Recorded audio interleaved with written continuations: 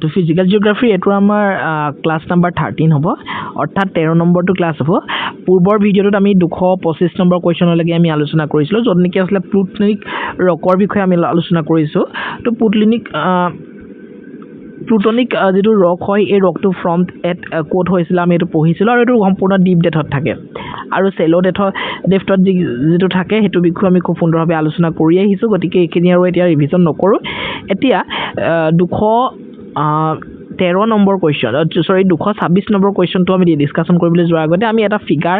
আলোচনা কৰিলো কাৰণ এনেকৈ হ'লে যদি মই কোৱেশ্চনটো প্ৰথমতে কৰাই দিওঁ the overall process of the wearing away of rocks is called তো এটো কি বুলি কোৱা হয় ওয়েৰিং এৱে অফ ৰক্স তো তেতিয়া আপোনালোকৰ ডেফিনেটলি অকমান প্ৰবলেম হ'ব আনসাৰটো দিওঁতে কিন্তু তাৰ আগতে যদি আমি এই ফিগাৰটো চাই লওঁ বহুকেইটা কোৱেশ্চনৰ আনসাৰ এই ফিগাৰটোতে আমি গম পাই যাম এতিয়া যদি ইয়াতে আপোনালোকে চাই সো ইয়াতে ফৰ্মেশন অফ সেডিমেন্টাৰী ৰক আমি আজি আপোনালোকৰ সৈতে আলোচনা কৰিম সেডিমেন্টাৰী ৰক আমি ৰক সাধাৰণতে আমি কেই প্ৰকাৰৰ ৰক পালো তিনি প্ৰকাৰৰ ৰক ইতিমধ্যে আমি পঢ়ি আহিছো তিনি প্ৰকাৰৰ ৰক আছে তাৰে এটা হৈছে ইগনিয়াছ ৰক এটা হৈছে সেডিমেন্টাৰী ৰক আৰু এটা হৈছে মেটামৰ্ফিক ৰক এতিয়া আমি ইয়াতে ক'বলৈ গ'লে যেটো ইগনিয়াছ ৰক হেতু প্ৰাইমেৰী ৰক বুলি আমি জানো আৰু হেতু ইতিমধ্যে আমি পঢ়ি আহিছো গতিকে হেতুটা ৰিভিজন নকৰো যদি ৰিভিজন কৰিবলগীয়া আছে ভিডিঅটো পুনৰবাৰ চাই দিব 12 নম্বৰ ভিডিঅটো পুনৰবাৰ চাই দিব আজি পঢ়িম আমি সেডিমেন্টাৰী ৰকৰ বিষয়ে গতিকে ইয়াতে আপোনালোকে চাব পাৰে ফৰ্মেশন অফ দা সেডিমেন্টাৰী ৰকৰনো কেনেকৈ ধৰণে ফৰ্মেশন হয় তো ইয়াতে এটা প্ৰসেস আছে প্ৰথমতে কি হয় সেডিমেন্টাৰী ৰক ফৰ্মেশন হ'বলৈ যিহেতু এটো অসমীয়াত যদি আমি কওঁ সেডিমেন্টাৰী ৰকৰ যেটো প্ৰতিশব্দ গেডিঅ হিল বুলি যেটো কোৱা হয় হেতুক আমি ক'ব পাৰো সেডিমেন্টাৰী ৰক লিখি যাব গেডিঅ হিল তো গেডিঅ হিল এটা ফৰ্ম হ'বলৈ ডেফিনেটলি ই এটা বহু বছৰ পাছত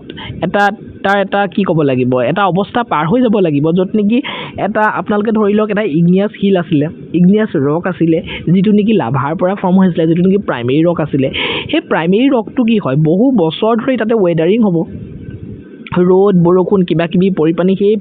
হিলটো একে হয়তো নাথাকে বহু বছৰ পাছত এদিন দুদিনতে নহয় এবছৰ দুবছৰতে নহয় কিন্তু বহু বছৰ বহু মিলিয়নছ অফ বছৰৰ পাছত সেই হিলটো অকমান ফাটি যাব পাৰে ক্ষয় যাব পাৰে নহয় জানো হেতুৱে হৈছে weathering rocks break into the small pieces ফাটি গৈ পানি ৰক বিলাক সৰু সৰু টুকুৰালৈকে ফৰ্ম হ'ব পাৰে হয় নে নহয় তো এটো হয় আপোনালোকে নিজেও দেখিছে কৰবাত যদি ফুৰিবলৈ যায় এনেকুৱা ধৰণৰ ডাঙৰ হিল থকা তাতে হিলবিলাক ফটা নিচিনা দেখিবলৈ পায় নহয় জানো সেই প্ৰসেসটো হৈছে ওয়েদাৰিঙৰ পাছত সেই হিলবিলাকৰ কি হ'ব ক্ৰয় হ'ব ইৰোজনছ হ'ব ব্ৰকেন পিসেস কেৰিড এৱে সেই ব্ৰকেন যিবিলাক সৰুকে ভাগি গৈছিলে সেই ভাগি যোৱা হিলবিলাক ইৰোড হ'ব হয়নে তাৰপিছত সেই সৰু যিবিলাক বস্তু ওলাই আহিলে হিলবিলাক ইৰোজনৰ পাছত সেই বস্তুবিলাক ট্ৰান্সপৰ্টেশন হ'ব পানীয়ে হওক বা বতাহেই হওক বা এনেকুৱা ধৰণৰ কিছুমান প্ৰাকৃতিক দুৰ্ঘটনা বুলি ক'লে ভুল হ'ব প্ৰাকৃতিক ঘটনাৰ কাৰণে এইবিলাক ইঠাইৰ পৰা সিঠাইলৈকে গুচি যাব পাৰিব মুভমেন্ট কৰিব পাৰিব আৰু হেতু হ'ব ট্ৰান্সপৰ্টেশন সেই প্ৰসেসটো ট্ৰান্সপৰ্টেশন য'ত নেকি ফ্ৰেগমেন্ট মুভ বাই ওয়াইণ্ড অৰ ৱাটাৰ স্পষ্টকৈ লিখা আছে মই ফিগাৰটো লিখি ৰাখিছো আপোনালোকে এটো ফিগাৰ ড্ৰ কৰি ল'ব তেতিয়া মনত ৰ'ব তাৰপিছতে হ'ব ডিপজিশন য'ত নেকি ৰক ফ্ৰেগমেন্ট সেটেল ডাউন য'ত নেকি আপোনালোকৰ সেই যে ট্ৰান্সপৰ্টেশন হৈছিলে মুভমেন্ট কৰিছিলে সৰু ৰকৰ টুকুৰাবিলাক সেই টুকুৰাবিলাক মুভমেন্ট কৰাৰ পিছত কৰবাতটো সেইখিনি লগ লাগিবগে কৰবাতটো গুট খাই যাবগে নহয় জানো দেখেন নাই আপোনালোকে নৈ এখনৰ কিনাৰে তেনেকে ধৰণে হিল জমা হৈ যায় হয় নহয় কাৰণ সেইবিলাক মুভমেন্ট কৰি আহিছে আৰু কৰবাত নহয় কৰবাত জমা হ'ব তো জমা হোৱাৰ পিছত হেতু ডিপজিশনত আহি যাব তাৰ পাছতে আছিলে সেডিমেন্টাৰী ৰকটো ফৰ্ম হয় এই ডিপজিশনৰ পাছতো আসলে সেই ৰকটো আহি পানি যিডোখৰ ঠাইত জমা হয় সেইডোখৰ লগ লাগি আঠা হৈ এটা ৰকৰ ফৰ্ম হয় সেইডোখৰ আছে সেইখিনিও পঢ়িব লাগিব কিন্তু তাৰ আগতে আপোনালোকে এই প্ৰসেসটো মনত ৰাখক প্ৰথমতে ওয়েদাৰিং হ'ব তাৰপিছতে ইৰোজনছ হ'ব ট্ৰান্সপৰ্টেশন হ'ব ডিপজিশন হ'ব আৰু তাৰপিছতে সেডিমেন্টাৰী ৰক ফৰ্ম হ'ব এইখিনিলৈকে স্পষ্টকৈ মনত ৰৈছে ওয়েদাৰিং কি হয় ইৰোজনছ কি হয় ট্ৰান্সপৰ্টেশন হয় তাৰপিছত ডিপজিশন হয় আৰু তাৰপিছত সেডিমেন্টাৰী ৰক ফৰ্ম হয় মনত ৰৈছে নিশ্চয়কৈ এডোখৰলৈকে এই যেটো প্ৰসেস মই এই ওয়েদাৰিঙৰ পৰা যেটো ডিপজিশনলৈকে এই গোটেই প্ৰসেসটো কথা ক'লো ক্ৰিয়েভ ভৱনৰ বা সেডিমেন্টাৰী ৰক ফৰ্মেশনৰ এই গোটেই প্ৰসেসটোক এটা সিম্পল নামেৰে আমি ক'ব পাৰো হেতু হৈছে ডিনোডেশন ডিনোটেশ্যনটো ইয়াত লিখা নাই, আপোনালোকে লিখি ৰাখিব। ক্ষয়ভৱনৰ বা ৱেডাৰিঙৰ পৰা গোটেই ডিপজিশ্যনলৈকে ছেডিমেণ্টেৰী ৰক ফৰ্মেশ্যনৰ এই গোটেই প্ৰচেছটোক আমি কওঁ ডিনোটেশ্যন। DENUDENUDATION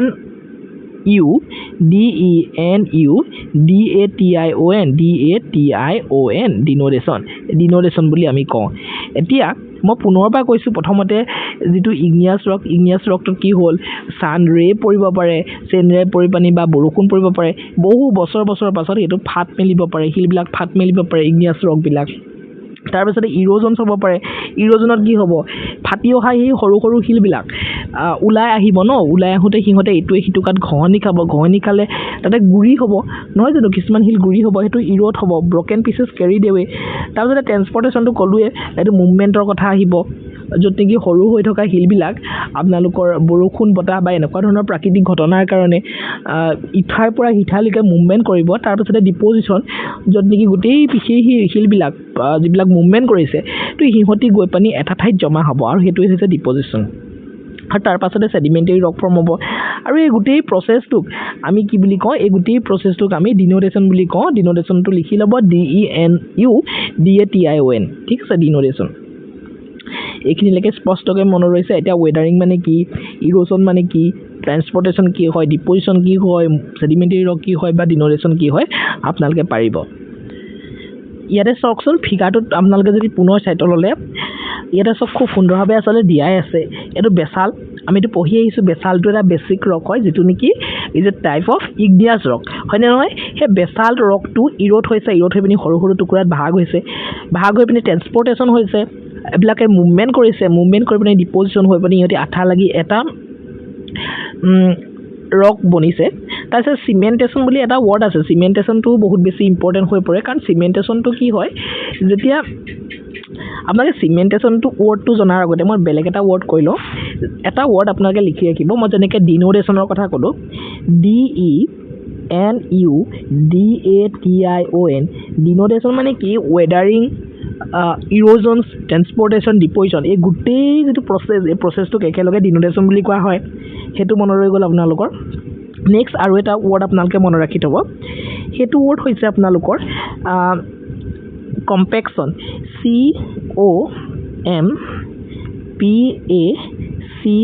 COMPACTION, কম্পেকশ্যন, PA দেই, এইটো কম্পেকশ্যন। লিখোঁতে অকণমান প্ৰব্লেম হৈছে। কম্পেকশ্যন মানে কি হয়, যেতিয়া শিলবিলাক জমা হৈ গৈ সেই ঠাইখিনিত কি হয়, যিহেতু মুভমেণ্ট পানীৰ জৰিয়তে হ'ব বা এনেকুৱা ধৰণৰ জৰিয়তে হ'ব, সেই শিলবিলাকৰ লগত কিছুমান পানীও জমা হৈ থাকে। সেই পানীবিলাক শুকাই যোৱা যিটো প্ৰচেছ, সেই প্ৰচেছটো যেতিয়া শুকাই গ'লে সেইটো আমি কম্পেকশ্যন বুলি কওঁ। ইমান বেছি ইম্পৰ্টেণ্ট নহয়, তথাপিও ৱৰ্ডটো মনত ৰাখি থৈ দিব, যিহেতু পঢ়িছেই, মনত ৰাখি থৈ দিয়াটো ভাল। কম্পেকশ্যন মানে সেই শিলবিলাক, ফ্লটিং কৰা শিলবিলাক বা মুভমেণ্ট কৰা শিলবিলাকৰ লগত পানীও থাকে, যিহেতু সেই পানীবিলাক শুকাই যোৱাক আমি কওঁ কম্পেকশ্যন। কম্পেকশ্যনৰ পাছতে আপোনালোকে মনত ৰাখিব লাগিব এটা চিমেণ্টেশ্যন, যিটো নেকি ফিগাৰটোতে আছে, এইটো চাওক, চিমেণ্টেশ্যন ৱৰ্ডটো আপোনালোকে মনত ৰাখিব লাগিব। চিমেণ্টেশ্যন মানে সেই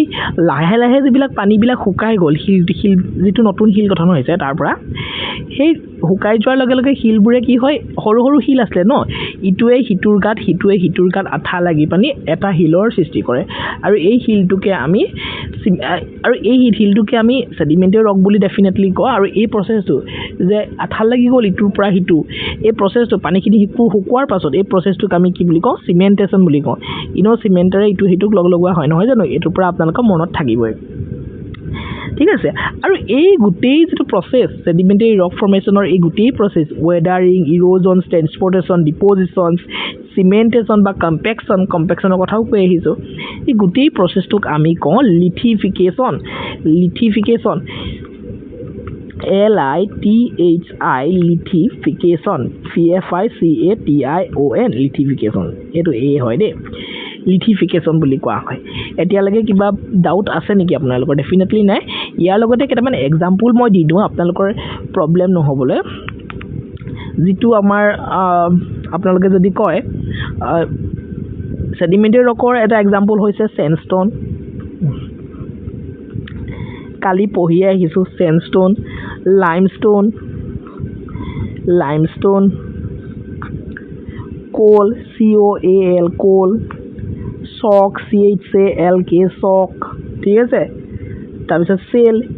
SHALE সেল নহলে আৰু এটা আপোনালোকে লিখিব পাৰে জিপসাম GYPSUM এইকেইটা মনত ৰাখি থলেই হ'ব বেছি জানিবলগীয়া নাই এটা কলো আপোনালোকৰ স্যান্ডস্টোন এটা কলো লাইমস্টোন এটা কলো কল এটা কলো চক এটা কলো সেল আৰু এটা হৈছে জিপসাম হ'ব নেক্সট এটা কোৱেশ্চনছ হ'ব আমি আলোচনা কৰিলো কাৰণ ডিটেইলছত গুটেখিনি কথা কৈ দিলো প্ৰথম কোৱেশ্চনটোতে ইয়াতে আমাক দিছে যে the overall process of wearing away of rocks is called এই গুটেই প্ৰসেসটো overall process of wearing away rocks is called কি বুলি কোৱা হয় আমি পঢ়ি আহিছো মেটামৰফিজম হয় নেকি মেটামৰফিজমৰ কথা আমি ইয়াত পঢ়াই নাই লিথিফিকেশন হয় নেকি নে ডিনোডেশন হয় নে ভলকেনিজম হয় ভলকেনিজমৰ কথা পঢ়া নাই ডিনোডেশনৰ কথা পঢ়িছো আৰু লিথিফিকেশনৰ কথা পঢ়িছো ইয়াৰে কোনো পাতা শুদ্ধ উত্তৰ হ'ব কিন্তু ইয়াতে overall processৰ কথা কৈছে wearing away of rocks গতিকে ইয়াৰে শুদ্ধ উত্তৰটো কি হ'ব নিশ্চিতভাৱে আপোনালোকে গমেই পাইছে শুদ্ধটো হ'ব option C denudation denudation means the breakdown and the removal of rocks by natural process ডিনোডেশন মানে কি হয় এই যে ইগনিয়াস ৰকটো মই কৈ আহিছো ডিনোডেশন মানে কি ইয়াতে আপোনালোকে চাব পাৰে ইগনিয়াস ৰকটো ফাটি গৈ সৰু সৰু ৰকত ফৰ্ম হৈছে তাৰপিছত মুভমেন্ট হৈ পিনে নতুন এটা ৰকৰ ফৰ্ম হৈছে হয়নে হেতুকে জানো ইয়াত কোৱা নাই the overall process wearing away rocks is called হে গুটি wearing away processটো কি বুলি কোৱা হয় হেতু ডিনোডেশন বুলি কোৱা হয় লিথিফিকেশন বুলি নকয় হেতু ডিনোডেশন বুলি কয় ডিনোডেশন means the breakdown ভাঙি যোৱাটো কৈছে আৰু removal of rocks by natural forces প্ৰাকৃতিক ঘটনাৰ কাৰণে এটো হয় next যদি চাই 227 number question which of the following is the first step of denudation ডিনোডেশনৰ আমি চাৰিটা ষ্টেপৰ কথা পঢ়িছিলো এটা আছিল ওয়েদাৰিং এটা ইৰোজনছ আৰু এটা কি আছিল মনত পেলাওক ফিগাৰটোলে ওয়েদাৰিং আছিল ইৰোজনছ আছিল ট্ৰান্সপোৰ্টেশন আছিল আৰু ডিপজিশন আছিল আমি ফিগাৰটো এবাৰ চাই দিও হেগিটা চক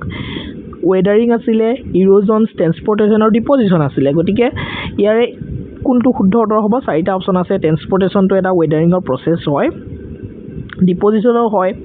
সিমেন্টেশনটো নহয় যদিও ওয়েদাৰিংটো ইয়াৰে প্ৰথম ষ্টেপ হয় গতিকে option C will be the correct answer so weathering is the first stage where rocks breaks down যত নেকি rocks বিলাক ভাঙি যায় হয়নে next 228 number question to কি দিয়া আছে breaking of rocks due to sun rays is called sun ray কাৰণে বা সূৰ্যৰ ৰশ্মিৰ কাৰণে বা সূৰ্যৰ তাপৰ কাৰণে বা বৰষুণৰ কাৰণে কোনোবাটা হিল ভাঙি যোৱা যেটো প্ৰসেস এই প্ৰসেসটো কি বুলি কোৱা হয় ভাঙি যোৱা বা ফাটি যোৱা এই প্ৰসেসটো কোৱা হয় ওয়েদাৰিং প্ৰথম প্ৰসেসটো ডিনোডেশনৰ প্ৰথম প্ৰসেসটোৱে হ'ব শুদ্ধ উত্তৰ option B will be the correct answer